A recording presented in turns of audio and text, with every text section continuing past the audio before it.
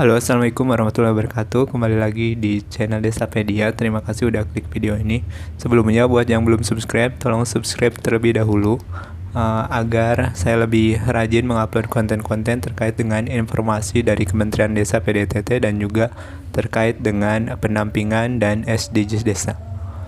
Oke, kali ini kita akan mengulas terkait dengan Keputusan Menteri Desa PDTT nomor 40 tahun 2021 tentang petunjuk teknis pendampingan masyarakat desa. Keputusan Mendes ini diterbitkan dan mulai berlaku sejak tanggal 1 Juni 2021. Oke, langsung saja kita akan bahas pertama ruang lingkup dari Juknis ini, yaitu tata cara dan prinsip pendampingan masyarakat desa, kemudian B. Pengorganisasian dan pelaksanaan pendampingan, kedudukan dan organisasi, tugas dan fungsi, indikator kinerja, hubungan antara pihak, serta pendayagunaan pendamping desa. Kemudian di poin C ada pengelolaan tenaga pendamping profesional, kualifikasi rekrutmen, kontrak kerja, jam kerja, honor dan tunjangan, serta evaluasi kinerja. Kemudian di poin D ada pembinaan dan pengawasan pendampingan masyarakat desa. Di nomor 2, kedudukan TPP di bawah koordinasi dan bertanggung jawab kepada Menteri langsung. TPP bersifat generalis dan wilayah kerja masing-masing TPP ditetapkan BPSDM. Di nomor 3, kemudian disebutkan juga ada tugas TPP diantaranya A. Monitoring kegiatan pembangunan desa, B. Pendampingan K atau L, OPD, dan pemerintah desa dalam pencapaian SDGs desa, serta pendirian dan pengembangan BUMDesa atau BUMDesa bersama. Di poin C, sosialisasi dan advokasi kebijakan SDGs desa dan serta pendirian dan pengembangan BUMDesa atau BUMDesa bersama. Kemudian tugas TPP lainnya di poin D disebutkan monitoring dan peningkatan kapasitas secara mandiri. Di poin E, tugas TPP juga mencatat dan melaporkan kegiatan sehari-hari melalui daily report pendamping desa. Kemudian selanjutnya di nomor 4, kode etik. Di sini ada kewajiban dan juga larangan. Kode etik TPP pendamping desa itu A. Kewajibannya yaitu 1. Bertekad mewujudkan pencapaian SDGs desa. 2. Mengawal kebijakan kementerian. 3. Tunduk pada kebijakan kementerian. 4. Menghormati serta menjunjung tinggi adat istiadat. 5. Kenali dan memecah masalah desa. 6. Memfasilitasi pemerintah desa, BPD, dan masyarakat desa. 7. Jujur dan proaktif memberikan informasi yang akurat. 8. Konsisten bertindak sesuai dengan pesan yang dikomunikasikannya. 9. Menghindarkan diri dari berbagai kepentingan yang dapat mempengaruhi kualitas pendampingan. 10. Membangun kebersamaan serta tidak memicu konflik. 11. Menyelesaikan konflik serta menangani pengaduan. 12. Berpihak dan peduli kepada kelompok marginal. 13. Komitmen mempelajari hal baru. Kemudian di poin B disebutkan juga larangan untuk TPP pendamping desa. 1. Melakukan tindakan pidana.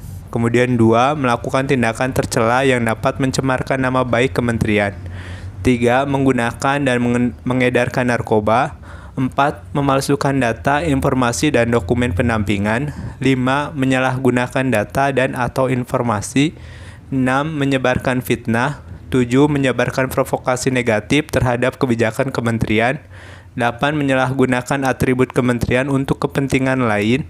9. Menyalahgunakan posisi untuk mendapatkan keuntungan. Dan 10. Meminta uang, barang, dan atau imbalan atas pekerjaan pokok. 11. Sebagai pemborong, supplier, perantara perdagangan. Jadi pendamping desa tidak diperbolehkan menjadi pemborong atau supplier atau perantara perdagangan. Kemudian 12. Juru bayar, menerima titipan uang atau merekayasa pembayaran. 13. Pendamping dilarang memaksakan kehendak. 14. Pendamping dilarang melakukan rekayasa APB desa. 15. Pendamping dilarang membiarkan dan menutupi proses penyimpangan. 16. Pendamping dilarang melakukan pekerjaan yang mengurangi jam kerja pendampingan. 17. Pendamping dilarang menjabat kepengurusan partai politik. 18. Pendamping dilarang menjabat lembaga yang sumber pendanaan utamanya berasal dari APBN, APBD, dan APB desa. Selanjutnya di nomor 5, laporan dan evaluasi TPP pendamping desa. Ada beberapa poin, yaitu A, yaitu laporan individu.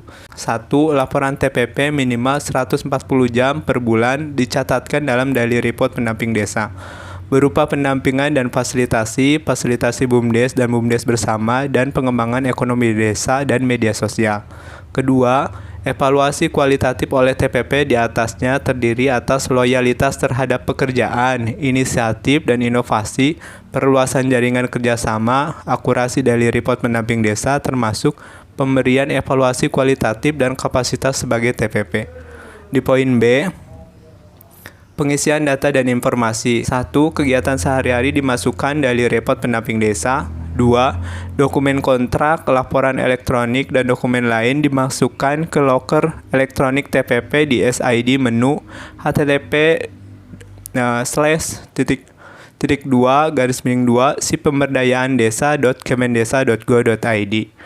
3. Data harian berupa pencairan, penyaluran, dan pemanfaatan dana desa serta data-data dari lapangan lainnya dimasukkan dalam https://2monepdd.kemendesa.go.id.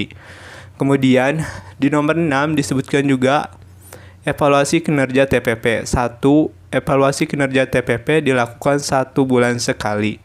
2. Komposisi bobot evaluasi kinerja TPP 70% skor daily report pendamping desa dan plus 30% evaluasi kualitatif dari TPP 1 jenjang di atasnya.